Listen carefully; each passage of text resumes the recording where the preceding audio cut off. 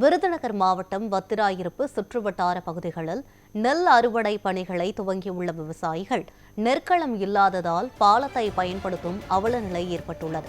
இதுகுறித்த கூடுதல் விவரங்களை செய்தியாளர் ஜெயலானி வழங்க கேட்கலாம். ஜெயலானி, அங்க இருக்கக்கூடிய விவசாயிகள் என்ன கோரிக்கைகளை முன்வைக்கிறாங்க, என்ன பிரச்சனைகளை அவங்க சந்திச்சுட்டு இருக்காங்க, விவசாயிகளோட பிரதான கோரிக்கைகள் என்னவாக இருக்கு, விவரங்களை சொல்லுங்க.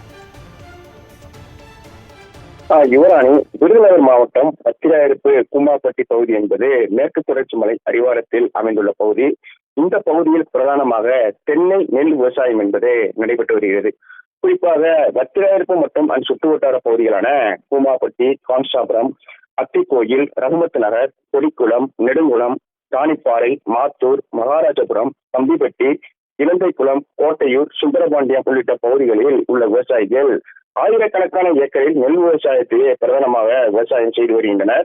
தற்பொழுது கூமாப்பட்டி மற்றும் வத்திராயிருப்பு சுற்றுவட்டார பகுதிகளில் நெல் அறுவடை பணிகள் என்பது தொடங்கி நடைபெற்று வருகிறது. இந்த நிலையில் தற்பொழுது நெற்களம் இல்லாததால் கூமாப்பட்டி ரகுமத் நகர் புதிய பாலத்தில் அறுவடை செய்யப்பட்ட நெற்களை ஊற வைக்கும் பணியில் விவசாயிகள் ஈடுபட்டு வருகின்றனர்.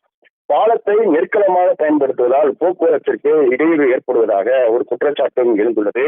உடனே மாவட்ட நிர்வாகம் வத்திராயிருப்பு சுற்றுவட்டார பகுதிகளில் நெற்களம் அமைத்து தர வேண்டும் என விவசாயிகள் கோரிக்கை விடுத்துள்ளனர்.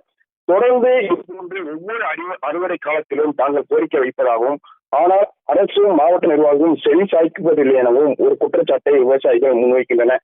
இந்த முறை உடனடியாக விரைந்து மாவட்ட நிர்வாகம் நெற்களம் அமைத்து கொடுக்க வேண்டும் என்பது இப்போது விவசாயிகளின் கோரிக்கையாக உள்ளது. யுவராணி, விவரங்களுக்கு நன்றி ஜெயலானி.